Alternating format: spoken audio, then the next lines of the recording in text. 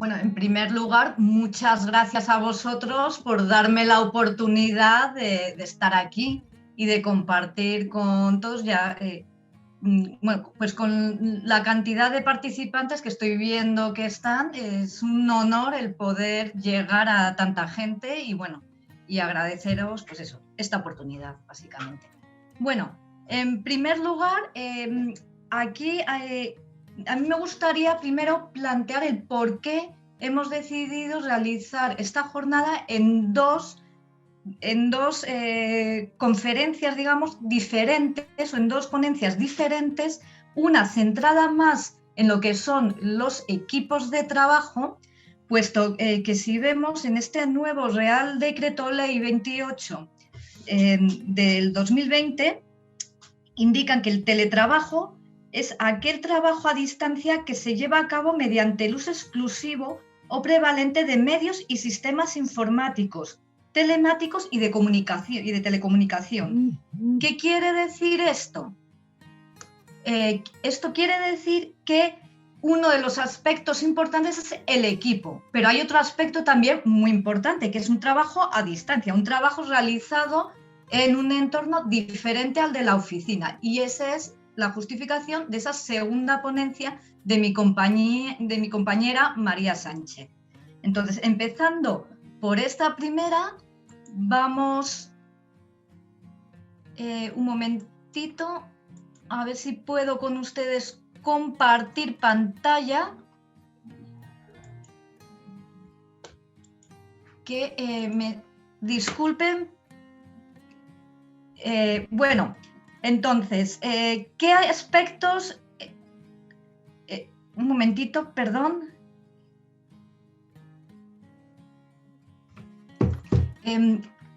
Hay ciertos aspectos, ahora ya, discúlpenme porque es que tenía un pequeño problema de logística. Ya está solucionado. ¿Qué aspectos vamos a considerar? En primer lugar, yo les quería hablar no solo de las pantallas que se utilizan en el teletrabajo, en general de todas esas nuevas tecnologías. ¿Por qué? Porque en un momento dado nos podemos plantear la posibilidad de que otro tipo de tecnologías relacionadas con pantallas de visualización se puedan emplear al ver esta definición de teletrabajo. Y no quería perder la oportunidad de comentar un trabajo que se realizó previo a la pandemia para ver cómo estaban los trabajadores en España en el 2017, o sea, previo a la pandemia, ver cómo se trabajaba entonces, porque de esa manera se puede entender cómo hemos podido entrar en el teletrabajo y por qué España, como bien ha comentado Alejandro, es uno de los países que el teletrabajo ha sufrido mayor aceptación y se ha podido teletrabajar mucho más que en otros países a nuestro alrededor. Y también un concepto que creo que es bastante importante que consideremos, que el teletrabajo es una forma de organizar que se va a quedar entre nosotros y que se tiene que quedar de una manera ya mucho más organizada que lo que hemos estado viviendo en esta época de pandemia, que en definitiva era vamos a apañarnos con lo que hay. Ahora el concepto de cómo tenemos que diseñar esos puestos de trabajo y cómo tienen que ser esos equipos de trabajo tiene que estar muchísimo más claro y más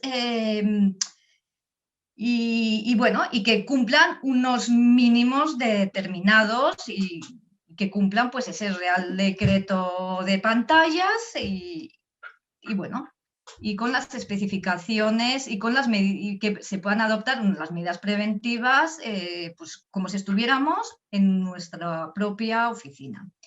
Para ello vamos a ver cómo se trabajaba. Este primer paso, ¿cómo se trabajaba? Este estudio del 2017 se hizo con una muestra de 1.200 personas, aproximadamente un poquito más, que utilizaban dispositivos con pantallas de visualización. y se vio que prácticamente la mitad de los trabajadores trabajaban en un entorno fijo, en sus propias oficinas, en sus propios puestos. Se vio que un porcentaje muy pequeño trabajaban fuera de sus oficinas y el 100% del tiempo de forma deslocalizada. Pero se vio que prácticamente la mitad, porque es una población muy, vamos, una muestra muy pequeña, muy poca gente. Y se vio que la otra mitad básicamente ya teletrabajaba o ya trabajaba a distancia en porcentajes distintos de tiempo en oficina y de tiempo en otros ámbitos, en un ámbito móvil.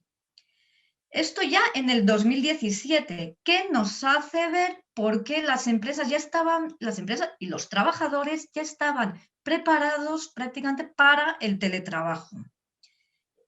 De aquí nos surgió la duda, una de las preguntas que se hizo es ¿dónde se trabajaba?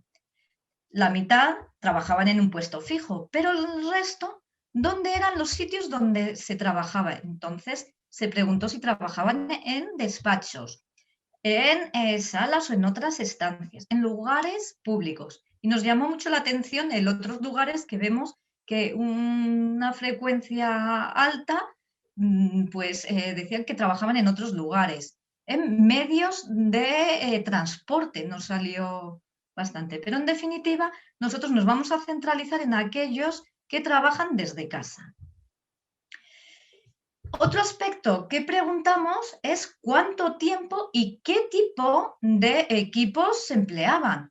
Entonces, preguntamos de forma más específica sobre ordenadores de sobremesa, los clásicos ordenadores que posiblemente podamos tener en una oficina, el ordenador portátil y preguntamos por tablets y smartphones, siendo un 1% que decía que utilizaba otro tipo de equipos. De aquí es muy llamativo los porcentajes en el tiempo de uso que, bueno, pues que los trabajadores indicaron, viendo que el que más horas se empleaba era el ordenador de sobremesa. Y de hecho, también hay que tener en cuenta que lo empleaba prácticamente todos los que preguntamos. O sea, un 80% de las personas utilizaban el ordenador de sobremesa. Y vemos que en horas un número de horas muy distintos, se utiliza de muchas maneras. Pero nos llamó la atención que el ordenador portátil, que nos puede parecer a lo mejor que ya está muy extendido, que el ordenador de sobremesa cada vez está más en desuso a favor del portátil, pues que en el fondo el 32% de los que preguntamos utilizaban ordenador portátil y lo utilizaba en líneas generales muy poco tiempo.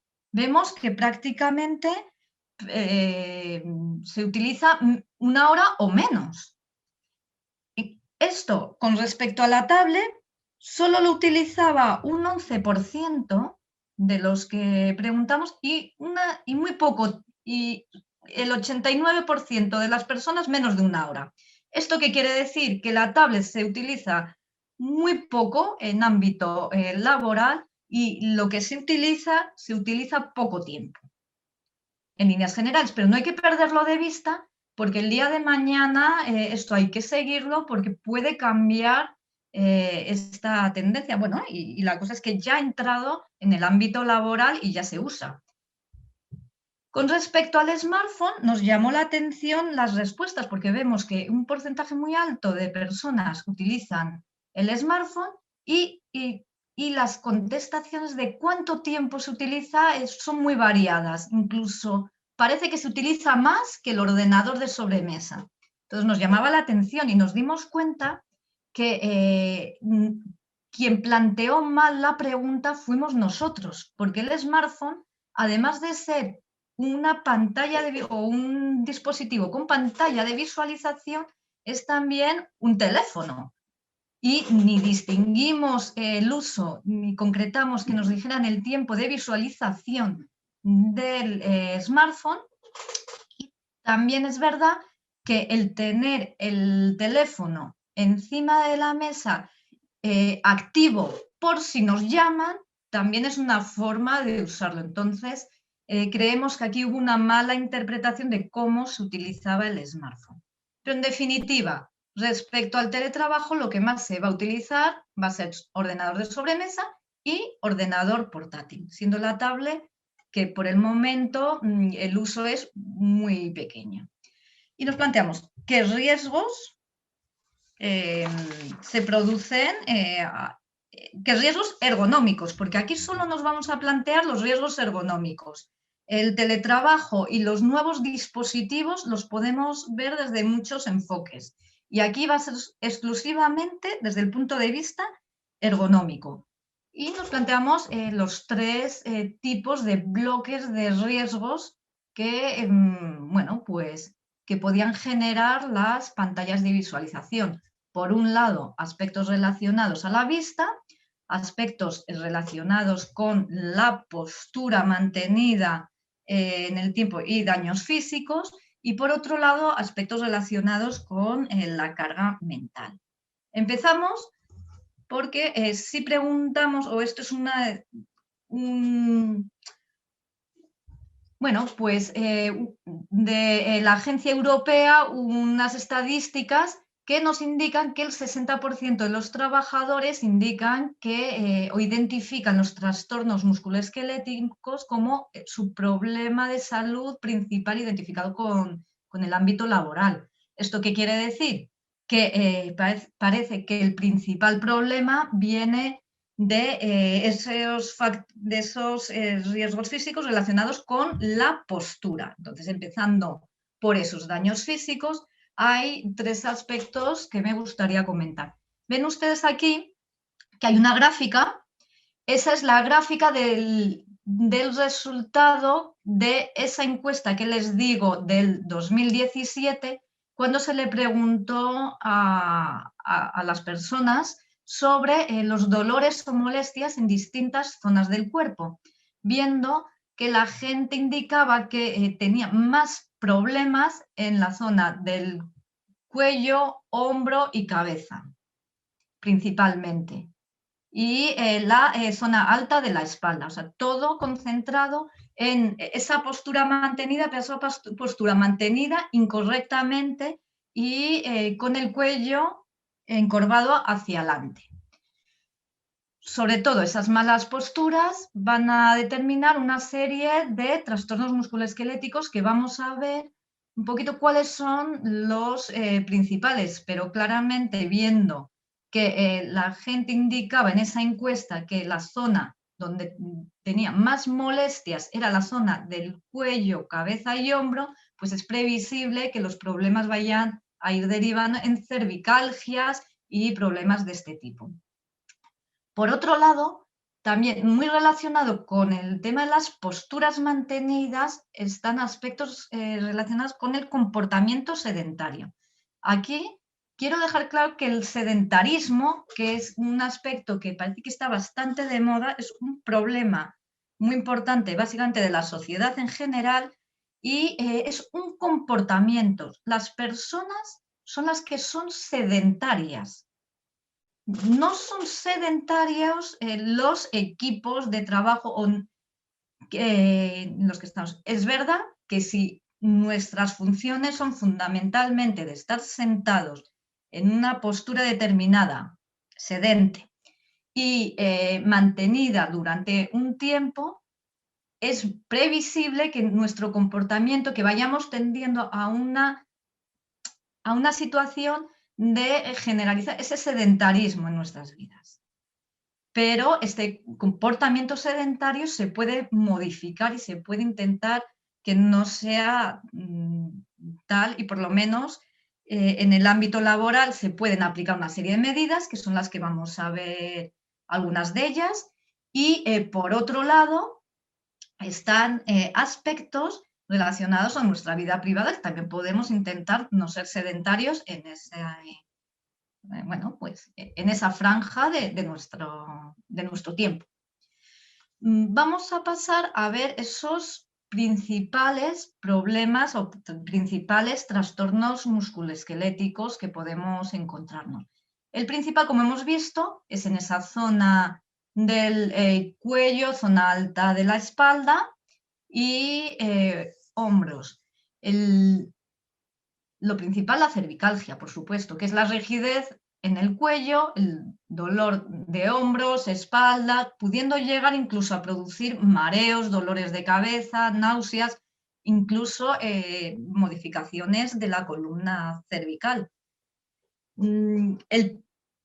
Si entramos en Internet y observamos nombres para llamar a la cervicalgia, podemos ver que lo pueden llamar text-neck o cuello de texto.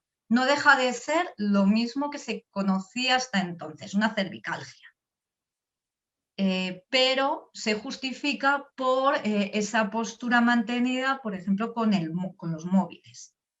Como podemos ver en el lateral, vemos que el cuello soporta la cabeza y en función de la inclinación que tengamos, va a soportar, es como si las cervicales soportaran mayor carga. A mayor ángulo, mayor carga de las cervicales, de manera que debemos intentar mantener una postura con el cuello erguido, ya sea con el ordenador clásico o como viene en este dibujo con un portátil. Otros trastornos musculoesqueléticos, tenemos por ejemplo la epicondilitis, que es lo que conocemos como codo de tenista también, o los síndromes del túnel carpiano y las tenosinovites, que también digamos que se han popularizado por internet nombres diferentes para llamar bueno, pues a este tipo de patologías, como el Blackberry Thumb Syndrome o la del wasapitis. Si entramos en internet parece que son pues trastornos musculoesqueléticos diferentes a los que ya eran conocidos previamente. Vemos que es que son los mismos, cambiándoles y modificándoles el nombre. Otro aspecto que hay que tener es que previsiblemente, y aquí ya no aparece como tal en este documento, pero es previsible que pase, que se vaya a popularizar mucho más el empleo de un ordenador portátil que nos podemos llevar y traer al trabajo y que con un único portátil vamos y venimos. Aunque cada vez más con los remotos, con los accesos remotos, también puede que existir otro tipo de soluciones. Pero ahí tenemos problemas también del peso del propio portátil, de ir llevando y trayendo el portátil por todas partes porque no tenemos una ubicación exacta donde realizamos, o concreta y específica y siempre la misma en el ámbito laboral. ¿Qué podemos hacer? Yo creo que lo más interesante es ver algunas posibles medidas al respecto. En primer lugar, hay que intentar, como siempre, reducir el tiempo delante del ordenador o del dispositivo, ya sea ámbito laboral, ámbito personal. Estamos en el ámbito laboral, pues hay que intentar estar el menor tiempo posible. Claro, si tenemos que realizar nuestras tareas con el ordenador, es relativo. Entonces, ¿qué podemos hacer? Cambiar las posturas. ¿Cómo? Existen, por ejemplo, mesas ajustables en altura. Respecto a las mesas ajustables, comentar que en ciertos países del norte de Europa, me comentaba algún compañero de algún organismo similar al nuestro, que de forma sistemática a todos los trabajadores de su país que trabajaban con ordenadores, se les daba prácticamente a todos mesas ajustables en altura, o sea que era la mesa estándar para el uso de ordenadores. y que también veía que eso era muy cómodo, pues eso, para el ajuste, pero que no se empleaba para el cambio de posturas de pie y sentado, que sería una forma de alternar posturas. Entonces, viendo todo esto, llegamos a la conclusión que lo más interesante sería, por ejemplo, disponer de una mesa elevada en salas de reuniones, de manera que el cambio postural venga cuando nos vayamos a reunir, si es que algún día nos volvemos a reunir en salas de reuniones,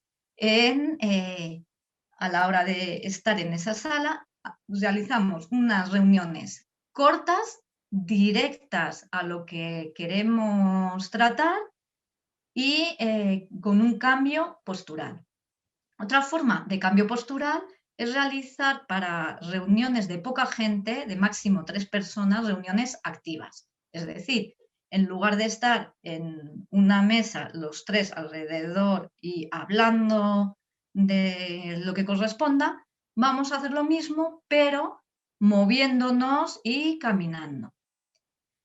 Y otra forma de cambio postural es empleando el teléfono móvil y caminando. Son formas de alterar y de cambiar posturas. Disponemos también de programas informáticos que saltan y te avisan para realizar pausas. Se programa, se dice cada hora y media que me avisen, por ejemplo. Y sabemos que cuando salta el programa, pues debemos realizar esas pausas. Y si encima las realizamos activas, ¿qué quiere decir esto? Que vamos a movernos. O sea, una pausa puede ser que yo ahora me separo y me quedo sentada en mi propia silla, pues, pues nada, pues sin hacer nada. O puede ser que yo me levante y haga una serie de ejercicios, bien posturales para estiramientos, ejercicios de estiramientos, o bien visuales, que al fin y al cabo los ojos tienen también otros músculos y son los que hay que relajar con estos ejercicios visuales que existen. Se puede facilitar elementos atriles que permitan la adopción de posturas adecuadas. Dependiendo de qué tipo de dispositivo tengamos, pues podremos requerir de un tipo de elemento u otro. Y por último, como medida preventiva importantísima, está la formación e información a los trabajadores.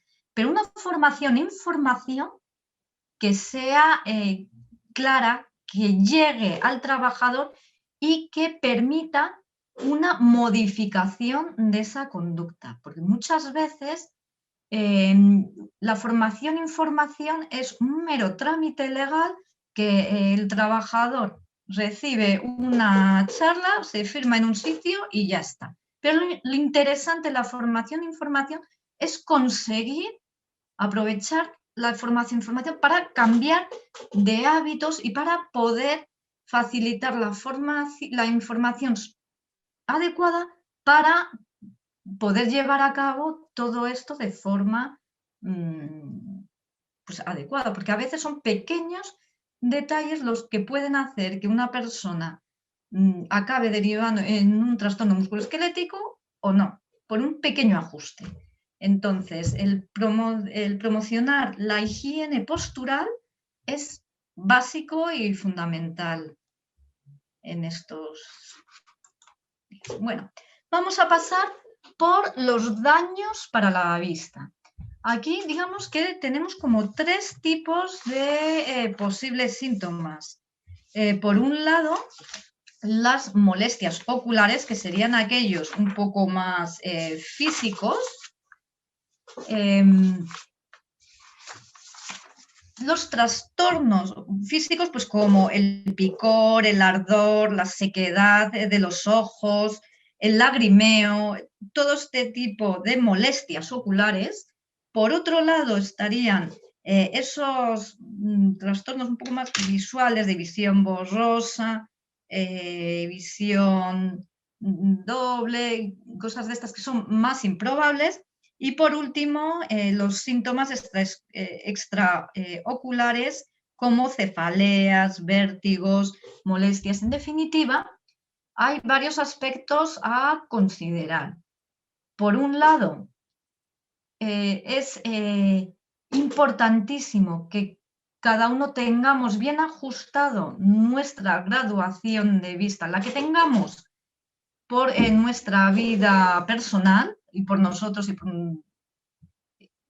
es fundamental porque si no vamos a estar forzando mucho más los ojos.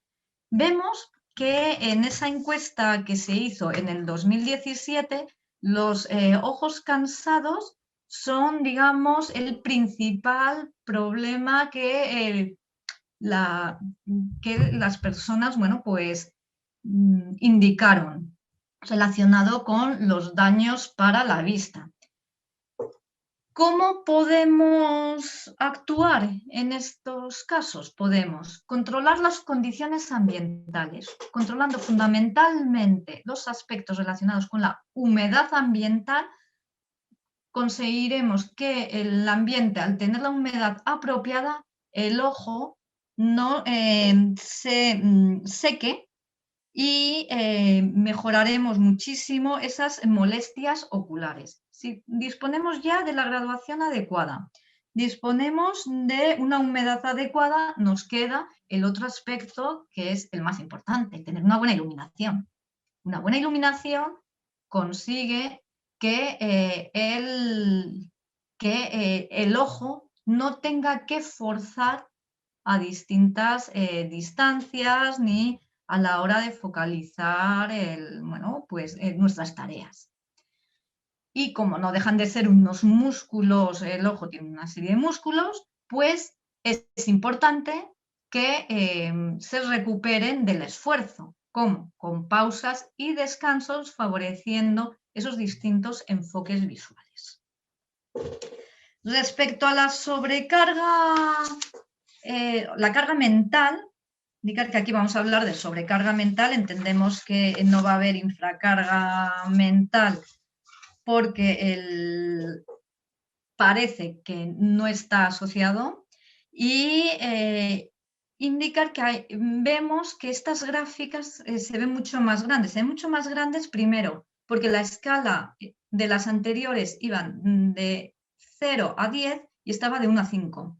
Eso por un lado. Y por otro, en los casos anteriores se les preguntaba por las consecuencias y aquí se les está preguntando por los factores de riesgo. De manera que es lógico que se vea más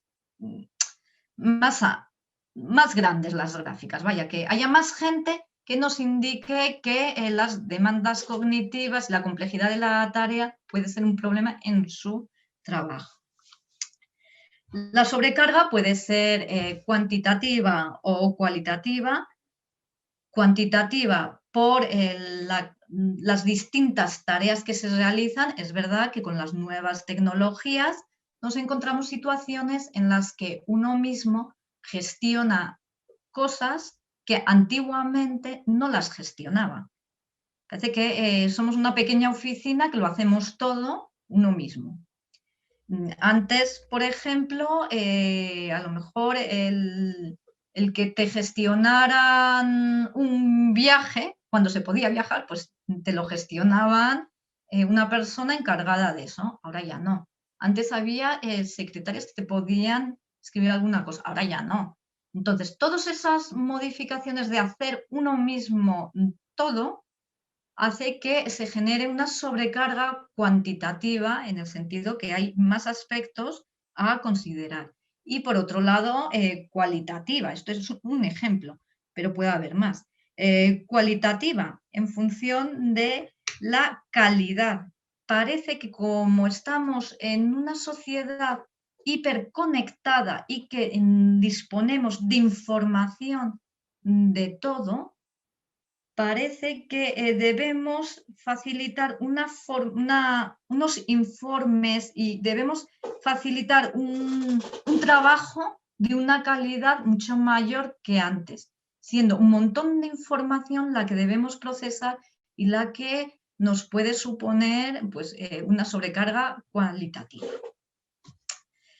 ¿Cómo podemos abordar estos problemas de hiperconexión? Que estoy convencida que cuando tengan ustedes la jornada de psicosociología se les va a explicar mucho más ampliado, pero ¿cómo podemos abordar? Una organización debe determinar la carga de trabajo para cada persona. Debe tener bien planificado los tiempos de trabajo y descansos. O sea, la parte temporal de cómo se debe, del tiempo que se debe trabajar, los tiempos de dedicación, los descansos, las pausas, para poder desconectar, la desconexión digital, todo eso debe estar muy claro y muy bien especificado en la organización. Y, por supuesto, los mecanismos de comunicación e información. Se debe intentar quitar todos los aspectos de la información que no son útiles. Hay hoy en día una sobrecarga de información que es muy difícil poder procesar todo lo que nos llega en el momento. Entonces, la organización tiene que aprender a saber qué tiene que informar. Esa información debe ser clara, concisa, útil y que vaya directa a la necesidad de los trabajadores. Y la política interna debe, por supuesto, fomentar la desconexión para evitar la fatiga y así facilitar la recuperación para el día siguiente. Para todos los aspectos, tanto carga física, mental como visual. Estos son algunas pinceladas de algún tipo de medida que se puede ir adoptando. ¿Qué vemos que pasaba?